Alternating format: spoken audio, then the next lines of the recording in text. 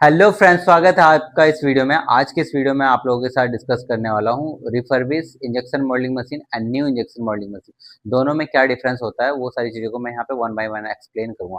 तो फीचर्स है ये यहाँ पे रिफर्बिश इंजेक्शन मोल्डिंग मशीन है, न्यू इंजेक्शन मोल्डिंग मशीन। तो कंडीशन की बात करूँ मैं, अगर जो रिफर्बिश इंजेक्शन मोल्डिंग मशीन होती है, यूज इंजेक्शन मोल्डिंग मशीन जिसको हम यूज इंजेक्शन मोल्डिंग मशीन कहते हैं, use injection moulding machine store with the repair and replace. जो कि मशीन रिपेयर कहीं से कोई पुरानी पुरानी मशीन उठा के उसके अंदर मैकेनिकल एलिमेंट का जो भी फॉल्ट होता है उसको रिजॉल्व करके वो मशीन जो होती है रेडी, उसको रिफर्बिश इंजेक्शन मोल्डिंग मशीन।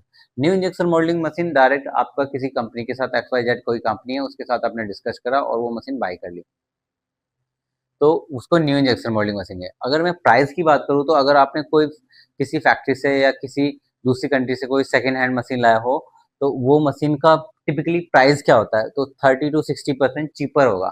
लेकिन चीपर होने की वजह से और न्यू इंजेक्शन मोल्डिंग मशीन का जो होगा हमारा थोड़ा प्राइस हाई होगा। अगर ये सस्ती है तो इसका कुछ ना कुछ एडवांटेजेस होगा, राइट।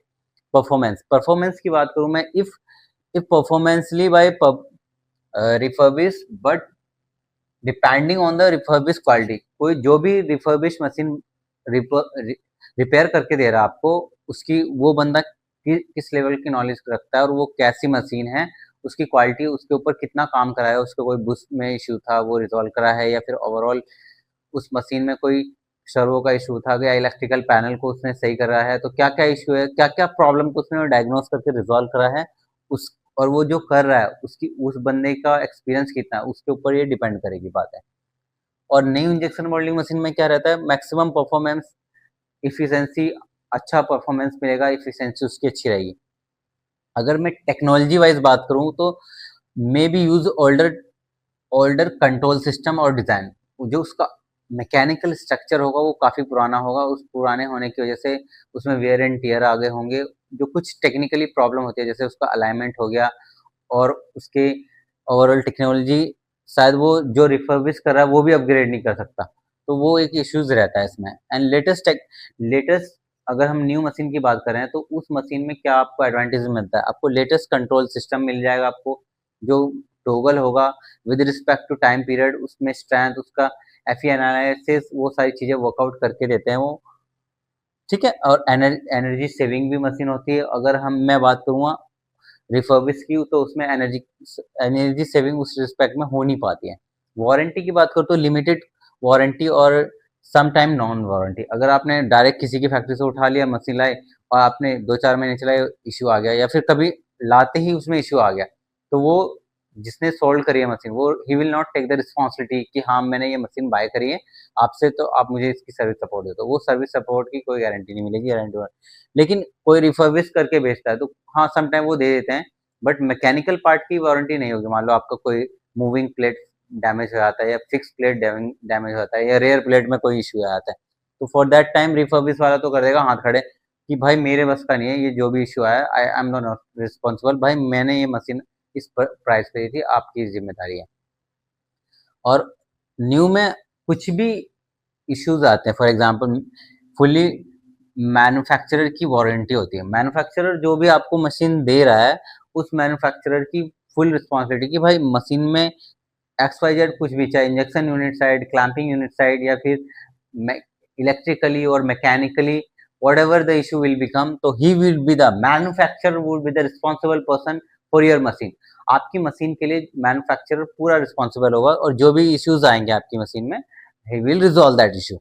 अगर मैं मेंटेनेंस की बात करूँ तो रिफर्बिश मशीन है, जाहिर सी बात है, समटाइम जो रिफर्बिश में पूरा लो यूजुअली रिक्वायर्ड मोर मेंटेनेंस। आप रिफर्बिश की बात करो तो आपको मेंटेनेंस, आज मशीन चलिए कल फिर रुक गई, फिर परसों चलिए फिर रुक गई, तो with respect to time period there would be the some chances of issues, महीने में 2-4 इश्यूज आ जाएंगे।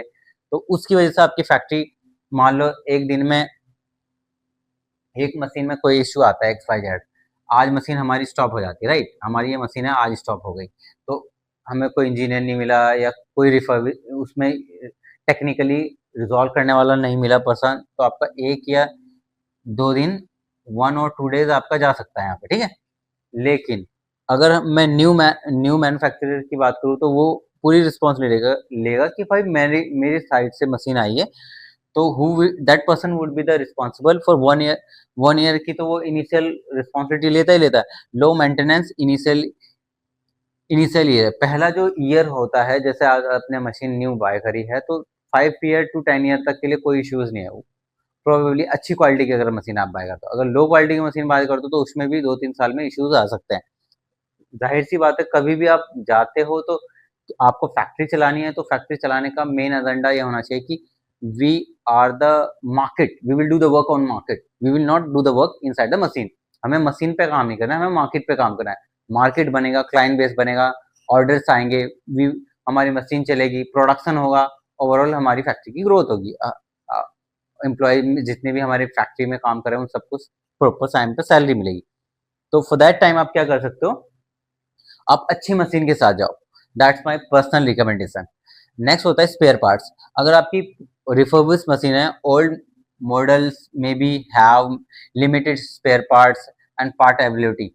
अगर पुरानी मशीन आप बाय कर रहे हो तो उसमें कोई भी पार्ट में इश्यूज आता है, उसकी अवेलेबिलिटी है मार्केट में नहीं है, क्या पता वो पार्ट मिल पाएगा या नहीं, तो वो इश्यूज रहते ही रहते हैं रिफर्बिश में। समटाइम वो पार्ट मिल ही नहीं पाता, वो मशीन खड़ी है, या फिर कहीं मिल गया तो काफी दिनों के बाद मिला, तो 2-3 दिन आपकी मशीन 10 दिन खड़ी हो गई, तो 10 दिन का प्रोडक्शन तो लॉस हुआ। मान लो 10 आपकी मशीन 5 डेज रुक जाती है, तो 5 डेज का जो लेबर कॉस्ट होगा पर जो भी मशीन पे 1 या 2 पर्सन है उसकी लेबर कॉस्ट, 2 बंदे की लेबर कॉस्ट होगी। मान लो फॉर एग्जाम्पल 700 है आज के युग में, अभी जहाँ लोकेशन पे मैं कर रहा हूँ 700 ये, तो प्लस 700 ये, और इसको मल्टीप्लाई कर लो आप 3 दिन से, 140 मल्टीप्लाई बाई 3,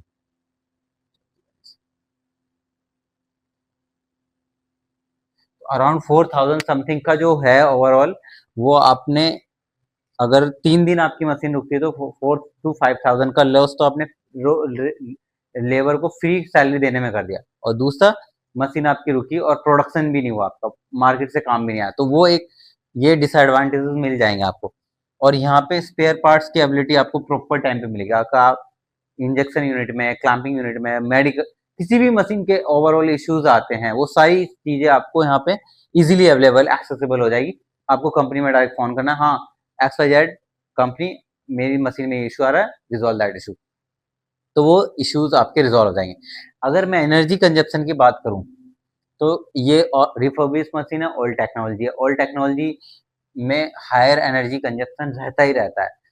अगर वो बता रहे हैं वो सर्वो है या ऑल सर्वो मशीन है, या फिर उन्होंने कुछ और मशीन में कर रखा है, तो उस केस में भी वो मशीन एनर्जी कंजप्शन ज्यादा लेगी with respect to new machine, क्योंकि न्यू मशीन का एनर्जी कंजप्शन, अगर एनर्जी कंजप्शन रहेगा तो कहीं ना कहीं एक लेबर की कॉस्ट भी निकल जाती है। अगर ज्यादा मशीन चल रही है, प्रोडक्शन भी हो रहा है, सब कुछ हो रहा है, फिर भी एनर्जी कंजप्शन ज्यादा है, तो भी कहीं ना कहीं आप जो कमा रहे हो ना, वो इलेक्ट्रिसिटी में बिजली के बिल पे कर रहे हो आप, तो वहां पे आपका एनर्जी कंजप्शन है। तो ओवरऑल जो कंक्लूजन है, अब रिफर्बिश मशीन, इनिशियल जो बिगिनर है, जैसे आज कोई बंदे ने एक डाई ली और सोचा मैं काम स्टार्ट कर लूँ, तो इनिशियल स्टार्टिंग स्टेज तक में कि एक 6 मंथ और 1 ईयर तक आपने चला ली, that is okay.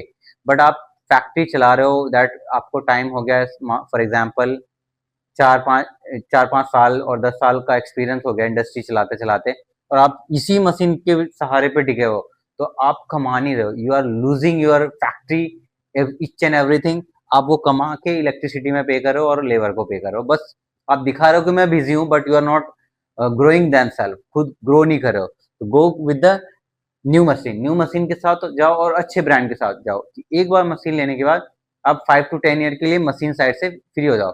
Machine side से आप फ्री हो, then you can boost your industry, your company, आप अपनी ओवरऑल फैक्ट्री को ग्रो कर सकते हो। बस आपका पूरा फोकस दैट टाइम क्या रहेगा कि मुझे मार्केट में फोकस करना है। मार्केट में फोकस करोगे तो ओवरऑल आपकी सेल्स आएगी, आपका प्रोडक्शन इंक्रीज होगा, तो ओवरऑल आपके काम अच्छे होंगे। तो ओवरऑल ये एक छोटा सा डिफरेंस था between refurbish machine and new machine. दोनों मशीनों के बीच में जो एक गैप था वो एक्सप्लेन मैंने करा है। तो ओवरऑल कहीं ना कहीं आप जब भी मशीन बाय कर रहे हो तो न्यू के साथ जाओ, that's my personal recommendation. If you are a beginner तो आप रिफर्बिश के साथ जा सकते हो 1 और 2 ईयर के लिए मैक्स टू मैक्स। इससे ज्यादा आप फिर भी चला रहे हो तो that is not advisable for me. Thanks for watching till here. Bye bye everyone.